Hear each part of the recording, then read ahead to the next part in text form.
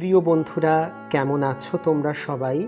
আমি সোমশুভ্র আরও একবার চলে এলাম তোমাদের সঙ্গে আড্ডা দিতে। তবে সর্বপ্রথম তোমাদের সকলকে জানাই শুভ বিজয়ার প্রীতি, শুভেচ্ছা ও অনেক অনেক ভালোবাসা। আশা করি তোমাদের সকলের পুজো খুব সুন্দর কেটেছে। দুর্গোৎসব হয়তো শেষ হলো এবছরের মতো, কিন্তু এখনও আমাদের আমেজ কাটেনি। উৎসবের আমেজ কিন্তু এখনও রয়েছে। লক্ষ্মী পুজো, কালী পুজো, ভাইফোঁটা, জগদ্ধাত্রী পুজো, এরকম অনেক অনেক উৎসব এখনও আমাদের জন্য অপেক্ষা করে রয়েছে। বন্ধুরা, আজ তোমাদের জন্য আমি কিন্তু নিয়ে এসেছি গা ছমছমে কয়েকটি ভূতের গল্প। একটা জিনিস তোমরা কখনো লক্ষ্য করে দেখেছো? পৃথিবীর বুকে যখন একটু একটু করে অন্ধকার নেমে আসে, তখন আমাদের অতি পরিচিত শহর, আমাদের অতি পরিচিত পাড়া কেমন জানি অদ্ভুতভাবে তার রূপ বদলে ফেলে। দিনের বেলায় প্রাণোচ্ছল যে শহর, রাতের অন্ধকারে অদ্ভুতভাবে কেমন রহস্যময় হয়ে ওঠে। আর এই অন্ধকারের আনাচে কানাচে লুকিয়ে থাকে এমন কিছু গল্প, যা অবিশ্বাস্য হলেও ভীষণভাবে সত্যি। গল্প হলেও সত্যি।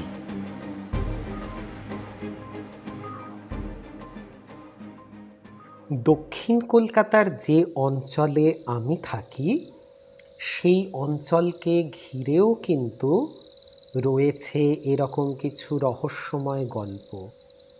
ভাবতে অবাক লাগে, আজ প্রায় ৩০-৩২ বছর ধরে যেই পাড়ায় আমি বাস করছি, সেই পাড়ার আনাচে কানাচে যে এত রহস্য লুকিয়ে রয়েছে, আমি নিজেও তা আগে জানতাম না কখনো। কিন্তু আমার অতি পরিচিত কিছু মানুষের মুখ থেকে আমি শুনেছি তাদের অভিজ্ঞতা। সেই অভিজ্ঞতাগুলো কিন্তু বেশ গা ছমছমে। তোমরা তো সকলে জানো যে এই ধরনের বিষয়ে, মানে প্যারানর্মাল বিষয়ে আমার আগ্রহ একটু বেশি। আমি যার সঙ্গেই আলাপ হয় না কেন, তাকে কিছু কথার পরেই খুঁচিয়ে জানতে চাই তার কাছে এরকম কোনো কাহিনী আছে কিনা, তার জীবনে এমন কোনো অভিজ্ঞতা ঘটেছে কিনা। এইভাবে আমি জানতে পেরেছি বেশ কিছু ঘটনা, যে ঘটনাগুলো তোমাদের সঙ্গে আজকে আমি ভাগ করে নেব। আমাদের বাড়িতে দীর্ঘ বছর ধরে একজন ইলেকট্রিশিয়ান দাদা কাজ করেন।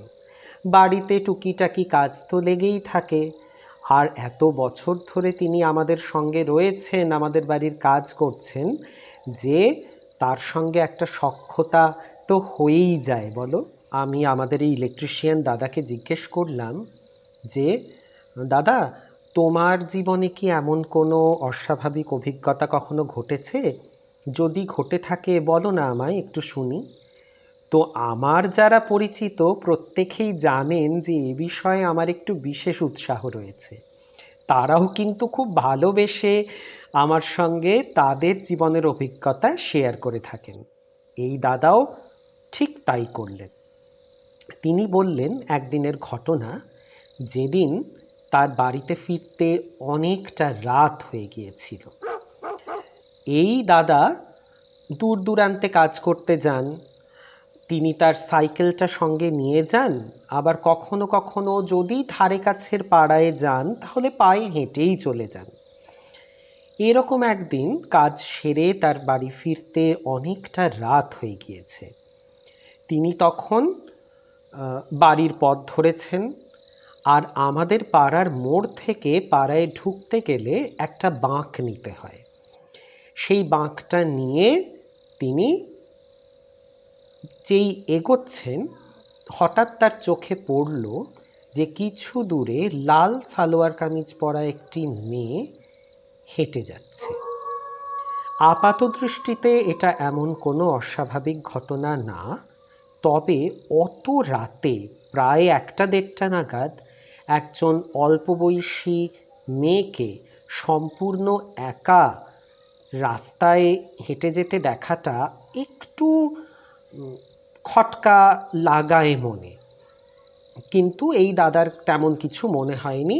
তিনি ধরেই নিয়েছেন যে পাড়ার কোনো মহিলা হবেন, যিনি নিজের পাড়ায় তো, কাজেই অনেকটা সেফ জোনেই তিনি আছেন, সেই ভেবে তিনি হয়তো বাড়িতে ফিরছেন। কিন্তু এই দাদা দেখছেন যে এই ভদ্রমহিলা সোজা হেঁটে যাচ্ছেন, আর মহিলার অবয়ব কিন্তু খুব স্পষ্ট নয়। আমি আমার আগের একটি ভিডিওতে তোমাদেরকে বলেছিলাম, মনে করে দেখো, আমরা যখন এরকম কোনো এন্টিটি, এরকম কোনো অস্তিত্বকে আমাদের চোখের সামনে দেখি, তখন কিন্তু মোটামুটি একটা অবয়ব বোঝা যায়, কিন্তু খুব ডিটেলিং তাকে কিন্তু খুব পরিষ্কারভাবে কিন্তু দেখা যায় না। মানে তার চোখ, নাক, মুখ, পোশাকের একদম পুঙ্খানুপুঙ্খ এই সমস্ত জিনিস কিন্তু দেখা যায় না। একটা অ্যাপারিশন, একটা মূর্তি, একটা অবয়ব দেখা যায়, কিন্তু তা খুব স্পষ্ট না, একটু যেন ধোঁয়াশা থাকে সেই চেহারার মধ্যে। এই দাদারও সেরকমই কিছুটা লাগলো। যদিও রাতের বেলা, আলো অল্প, এরকম হতেই পারে, কিন্তু আমাদের একটা সিক্সথ সেন্স রয়েছে, যেটা আমাদেরকে বলে দেয় যে কোথাও কিছু একটা গণ্ডগোল আছে। এই দাদার মনেও ঠিক সেই রকম হলো। তো দাদা লক্ষ্য করতে লাগলেন যে এই মেয়েটি কোন দিকে যায়। আমাদের পাড়ার সঙ্গে রয়্যাল ক্যালকাটা গলফ ক্লাবের কম্পাউন্ড ওয়াল আমরা শেয়ার করি, মানে আমাদের পাড়ার একদম পাশেই হচ্ছে RCGC। তো সেই গলফ ক্লাবের দেয়ালটা যেখানে দেখা যাচ্ছে, এই মেয়েটি সোজা সেই দিকে হেঁটে চলেছে। দাদা কিন্তু নিজের হাঁটার গতি একটু মন্থর করে দিয়েছে এইটা দেখার জন্য যে মেয়েটি ঠিক কোথায় যায়। এবং দাদা অদ্ভুতভাবে দেখলেন যে গলফ ক্লাবের দেওয়ালের কাছে গিয়ে মেয়েটি কিন্তু অদৃশ্য হয়ে গেল। মানে হঠাৎ করেই মেয়েটিকে আর দেখা যাচ্ছে না, মেয়েটি ওখানে অদৃশ্য হয়ে গেল। রাত্রেবেলায় এরকম একটা দৃশ্য দেখা, তো দাদার মনে একটু ভয়ই লাগলো। তিনি বাড়ি ফিরে গেলেন।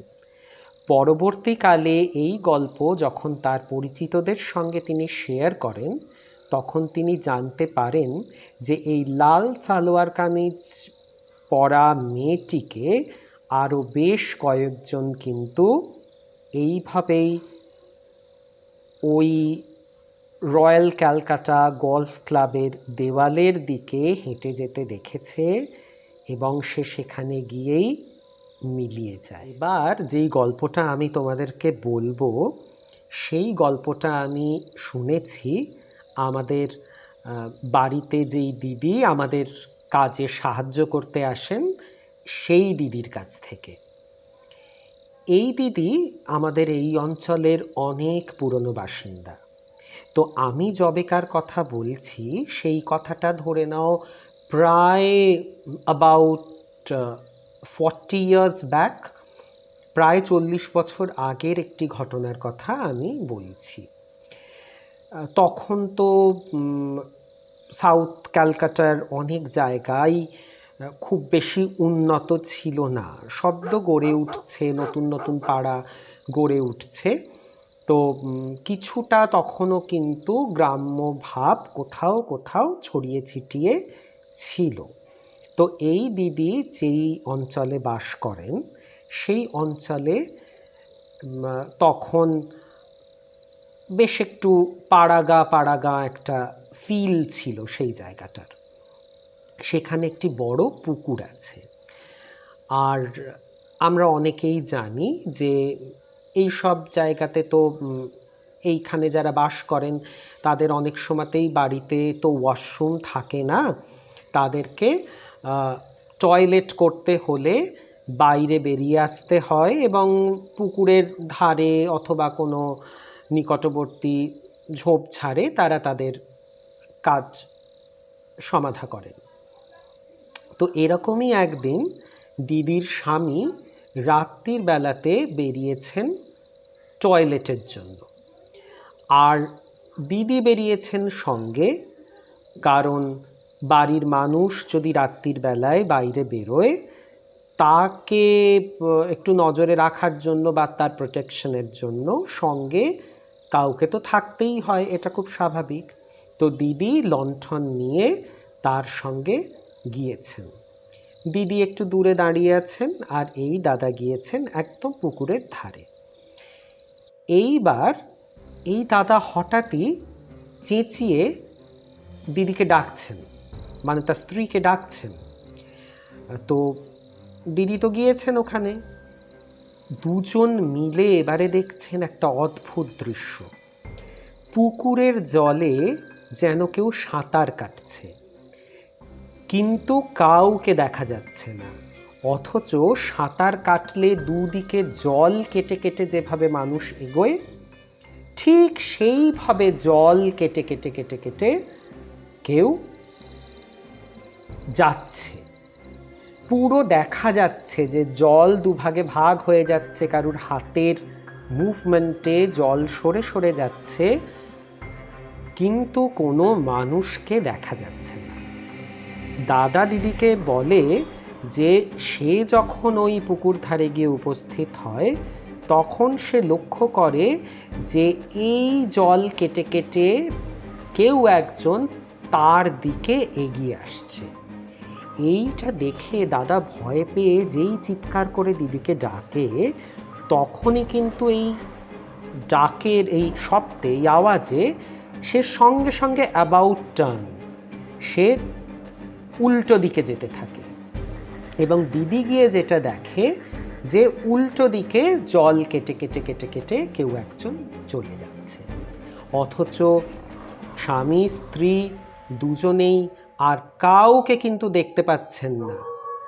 না ধারে কাছে কেউ রয়েছে, কোনো জনমানব রয়েছে, না জলে কেউ রয়েছে, অথচ স্পষ্ট তারা দুজনে দেখতে পাচ্ছেন যে ছলাৎ ছলাৎ করে জলে শব্দ করতে করতে জল কেটে কেটে কেউ সাঁতার কাটছে। কি অদ্ভুত ব্যাপার ভাবো। আজও সেই পুকুর রয়েছে, তবে জায়গার পরিবর্তন ঘটেছে অনেকটাই। এখন রাতের বেলায় আর ওইভাবে পুকুর ধারে হয়তো কাউকে যেতে হয় না বিশেষ প্রয়োজনে। অনেক আলো বসে গেছে চারিদিকে, বসতিতে লোকের সংখ্যা বেড়েছে অনেক গুণ। অতএব আজও রাত্রে কেউ সাঁতার কাটে কি না তা কিন্তু আর জানা যায়নি, তবে সেদিন ডেফিনেটলি কেউ একজন সাঁতার কাটছিল। আমার মেজ কাকা দীর্ঘ বছর হলদিয়াতে বসবাস করতেন কর্মসূত্রে। তারপর তারা কলকাতাতে চলে আসেন, কাকা ট্রান্সফার হয়ে কলকাতাতে চলে আসেন। কলকাতাতে এসে যাদবপুর অঞ্চলের সেন্ট্রাল পার্ক বলে একটি জায়গা আছে যাদবপুরে, সেই সেন্ট্রাল পার্ক অঞ্চলে একটি বাড়িতে ভাড়া নেন তারা সেখানে উঠে আসেন। সুন্দর ছিমছাম দোতলা একটি বাড়ি, চারিধারে লন, বড় বড় গাছ, সুন্দর বাগান, খুব সুন্দর দেখতে বাড়িটি। ন্যাচারালি আমরা সবাই যাই বেড়াতে, আর কাকু চলে এসেছেন কলকাতায়, মাঝে মাঝেই কাকুর বাড়ি যাওয়া হয়। কিন্তু একটা জিনিস আমাকে খুব অস্বস্তিতে ফেলতো। দেখো, সাধারণত লোকের বাড়িতে বেড়াতে গেলে তো আমরা সন্ধেবেলায় যাই বা বিকেলবেলায় যাই। তো কাকুর বাড়িতে যখন আমরা বিকেলবেলায় যেতাম তখন একটা ব্যাপার না আমার খুব অস্বস্তি লাগতো। কাকু থাকতেন দোতলায়, একতলা থেকে দোতলায় উঠে গেছে যে সিঁড়ি, সেই সিঁড়িটাতে একটা অদ্ভুত ইরি ফিলিং হতো। আমি ঠিকভাবে তোমাদেরকে বুঝিয়ে বলতে পারবো না, একটা অদ্ভুত অস্বস্তি হতো। আমি কিন্তু নিজেকে বেশ সাহসী বলেই মনে করি, আমি কিন্তু সহজে ভয় পাওয়ার মানুষ নই, কিন্তু ওই জায়গাটাতে গেলে আমার যে ঠিক ভয়ও না, একটা অদ্ভুত অস্বস্তি, একটা অদ্ভুত ফিলিং হতো আমার। আমি আমার বাবার হাত না চেপে ধরতাম, আর বাবার হাত ধরে আমি দোতলাতে উঠতাম। পরে আমি এই কথাটা আমার অন্যান্য আত্মীয় পরিজনদের সঙ্গে আলোচনা করেছি, তারাও কিন্তু সকলে স্বীকার করেছেন যে ওই সিঁড়িটা পেরোতে আমাদের কিন্তু যথেষ্ট অস্বস্তি হতো, প্রত্যেকের হতো। মানে everybody had that strange feeling, প্রত্যেকের সেই রকম একটা ফিলিং হতো। আর খুব ডিমলি লিট, মানে যেই বাল্বটা বাড়িওয়ালা যেই বাল্বটা ওখানে ইনস্টল করেছিলেন, সেটা কিন্তু খুব মানে আলোটা খেয়ে যেত সামহাও। অনেক জায়গা হয় না, তুমি যত পাওয়ারফুল বাল্ব দাওই না কেন, মানে হয়তো আর্কিটেকচারাল স্ট্রাকচারটা ইজ সাচ যে সেখানে যত বেশি আলো দাও না কেন, আলোটা যেন কোথাও খেয়ে যায়, ডিম হয়ে যায়। তো ওই জায়গাটাও ছিল ওই রকম একটা অল্প স্ট্রেচ, খুব যে বড় সিঁড়ি তা নয়, কিন্তু ওই সিঁড়িটুকু পেরোতে আমাদের বেশ অস্বস্তি হতো। কিন্তু আবার যখন দরজার ভেতর ঢুকে যেতাম, মানে মেজো কাকার বাড়ির ভেতর ঢুকে যেতাম, তখন কিন্তু আর কোনো রকম অস্বস্তি নেই, তখন একদম সব পুরো নর্মাল। আর ওই সিঁড়ির মাথায় একটা ল্যান্ডিংয়ে একটা অদ্ভুত মেয়ের ছবি ছিল। ওই কিনতে পাওয়া যায় না পোস্টার্স যেগুলো, একটি মেয়ের ছবি যার চোখ দিয়ে জল পড়ছে, এরকম একটা অদ্ভুত ছবি।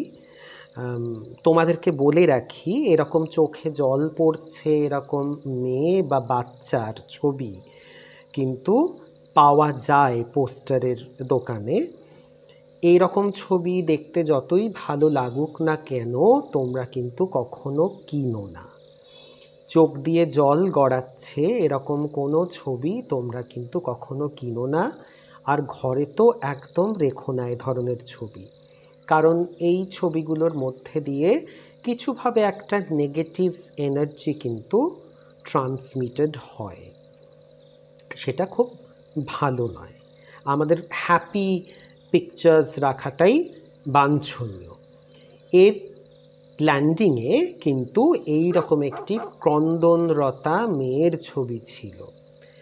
আর এই পুরো পরিবেশটা, এই সিঁড়ি, এই অল্প আলো, তার সঙ্গে ওই মেয়েটির মুখ, সব মিলিয়ে মিশিয়ে একটা অদ্ভুত নেগেটিভ ভাইব তৈরি হতো কিন্তু ওই স্ট্রেচটাতে, যেটা আমরা সকলেই পৃথক পৃথকভাবে অনুভব করেছি, যেটা পরে যখন আলোচনা করেছি সবাই বলেছে যে হ্যাঁ আমারও কিন্তু ওরকম লাগতো, এরকম সকলেই স্বীকার করেছেন।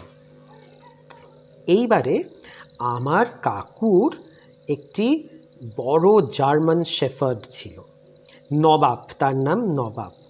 নবাবকে আমরা সবাই খুব ভালোবাসতাম, একদম বাড়ির সদস্য। তো যাদের পেটস আছে তোমরা জানো যে পেটসদেরকে কিন্তু বাড়ির সদস্য হিসেবেই ট্রিট করা হয়।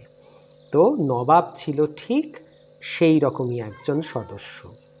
নবাব মাঝে মাঝেই একটা ব্যালকানির একটা পার্টিকুলার জায়গায় গিয়ে না খুব চিৎকার করতো বাইরের দিকে তাকিয়ে।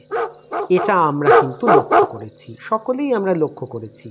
বাড়ির পিছন দিকে একটা ব্যালকানি ছিল, আর আগেই বলেছি এই দোতলা বাড়িটাকে চারিদিকে ঘিরে ছিল একটা সুন্দর বাগান, বেশ গাছগাছালি দেওয়া বাগান, আর জায়গাটা বেশ নির্জন। বাড়ির পেছনের ব্যালকানি দিয়ে বা জানলা দিয়ে কিন্তু গাছগাছালি দেখা যেত। তো বাড়ির পেছনের ওই ব্যালকানিটাতে গিয়ে নবাব কিন্তু ভীষণ চিৎকার করত, নবাবকে তখন থামানো যেত না, তাকে টেনে নিয়ে আসতে হতো, কিন্তু নবাব ফিরে ফিরে যেত এবং প্রচণ্ড চিৎকার করত। এই ব্যাপারটা আমরা লক্ষ্য করেছি, কিন্তু আমরা এর আসল রহস্যটা কিন্তু কখনো বুঝিনি। ভেবেছি হয়তো কোনো বিড়াল দেখেছে বা কিছু পাখি দেখেছে বা কিছু একটা, যার জন্য ও চিৎকার করছে।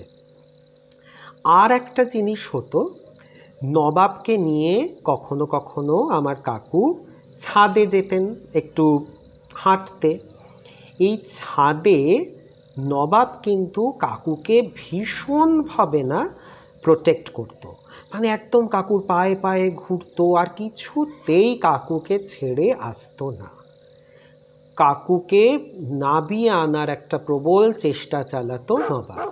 কখনো কখনো এরকম হয়েছে যে কাকুর প্যান্ট বা কাকুর পাজামা ধরে এমনভাবে দাঁত দিয়ে টেনেছে যে কাকু বাধ্য হয়েছে নিচে নেমে আসতে।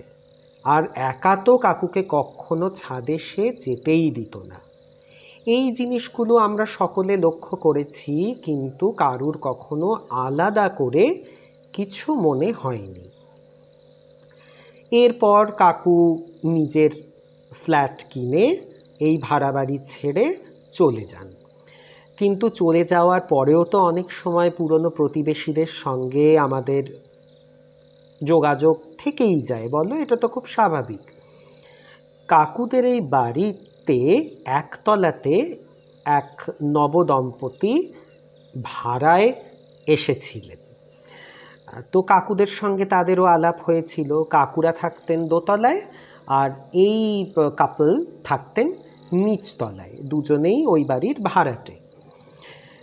মাঝে মাঝে আমার কাকিমার সঙ্গে কাকুর সঙ্গে ওদের ওভার ফোন কথাবার্তা হতো, যেহেতু পুরনো প্রতিবেশী একই বাড়িতে থাকতেন দীর্ঘদিন, কাজেই একটা যোগাযোগ রয়েই গিয়েছিল।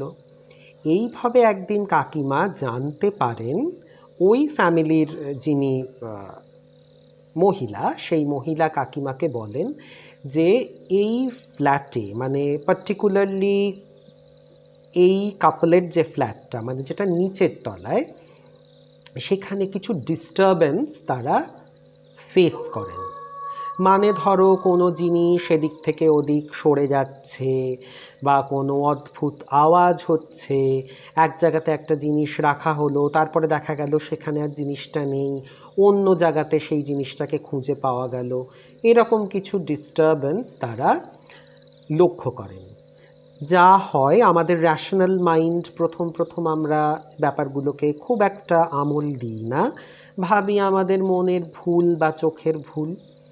কিন্তু যখন এই ঘটনা ঘটতেই থাকে তখন কিন্তু মনে সন্দেহ দানা বাঁধে যে সামথিং ইজ রং সামওয়্যার, মানে সবটাই কিন্তু খুব স্বাভাবিক নয়।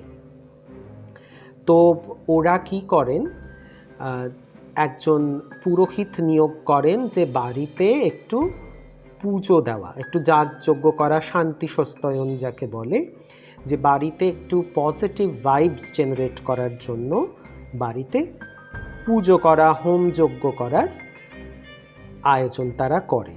কারণ হুট করে বললেই তো আর বাড়ি চেঞ্জ করা যায় না, তো বাড়িতে তো থাকতে হবে, আর যতদিন থাকতে হবে যাতে তারা সেফ থাকেন, সিকিউরড থাকেন আর বিপদ আপদ কিছু না ঘটে, তার জন্য তো ঈশ্বরের শরণাপন্ন হতেই হয়।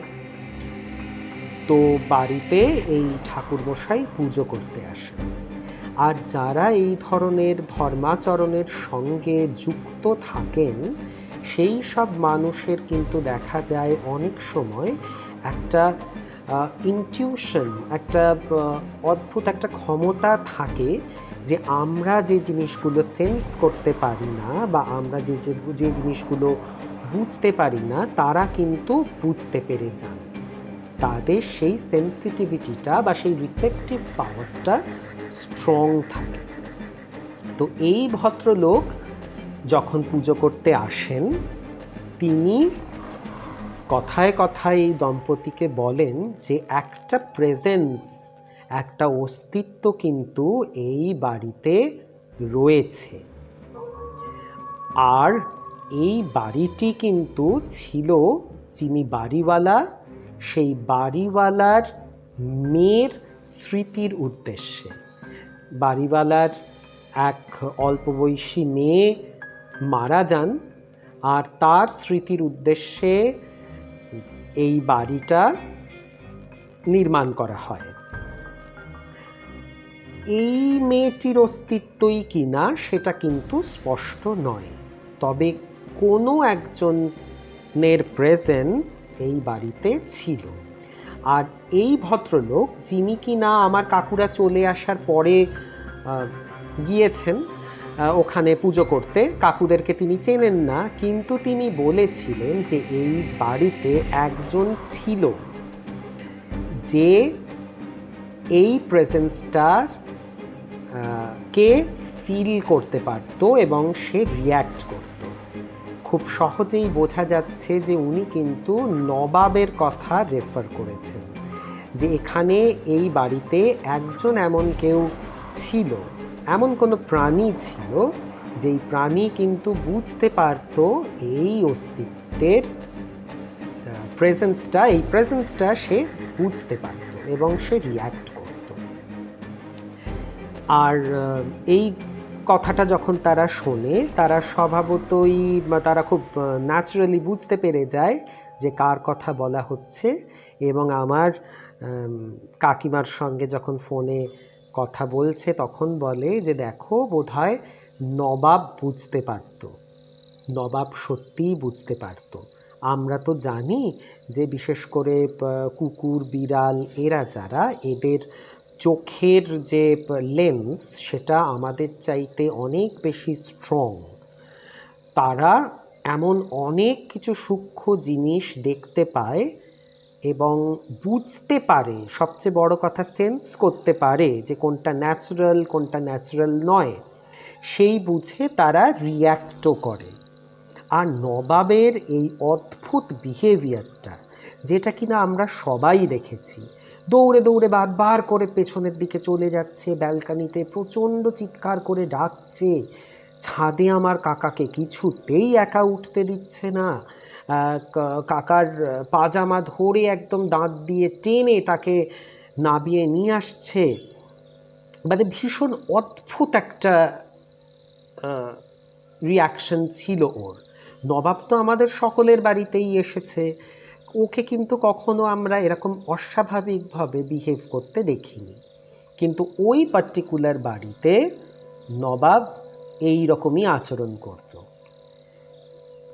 আমরা অনুমান করে নিতেই পারি যে নবাবই সেই প্রাণী যে কিনা এই এন্টিটির উপস্থিতি বুঝতে পারত এবং সে সবাইকে ওয়ার্ন করার চেষ্টা করত।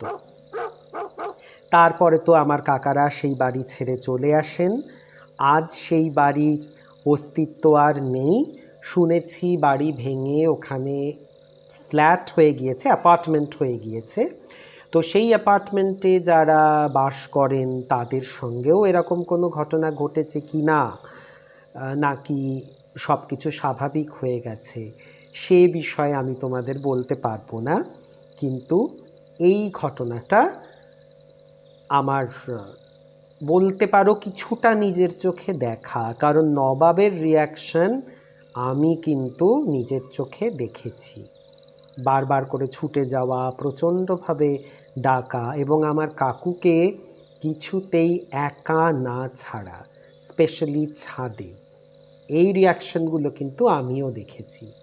আর ওই যে বললাম সিঁড়ি, ওই সিঁড়ির মধ্যে যে অদ্ভুত ফিলিংসটা হতো সেটা তো আমি নিজে তো ফিল করেইছি, আর আমাদের আত্মীয় পরিজন যারাই কিনা ওই বাড়িতে গেছে প্রত্যেকে ফিল করেছে। তো এই একটি ঘটনা, খুব অদ্ভুত একটা ঘটনা, যেটা তোমাদের সঙ্গে আমি শেয়ার করলাম। আজ তবে এইটুকুই থাক। পরবর্তীতে আবার আমি উপস্থিত হব আমার গল্পের ঝুলি নিয়ে, তোমাদের সঙ্গে আড্ডা দিতে চলে আসব খুব শিগগিরই। তবে আমাদের এই প্রচেষ্টা তোমাদের সকলের কেমন লাগছে কমেন্ট বক্সে অবশ্যই জানাবে। আমার ইমেল আইডি ডেসক্রিপশন বক্সে দেওয়া থাকে।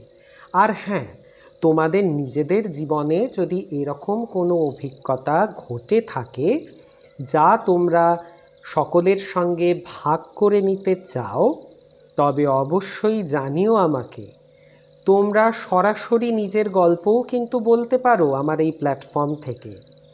সেক্ষেত্রে তোমাদের গল্পের একটি ভিডিও আমাকে পাঠাতে হবে। আমি তোমাদের নাম দিয়ে সেই গল্প আমার এই ডিজিটাল প্ল্যাটফর্ম থেকে সম্প্রচার করব। আমি কিন্তু আশায় থাকব তোমাদের কাছ থেকে নতুন নতুন গল্প শুনতে পাবো, সেই আশায়।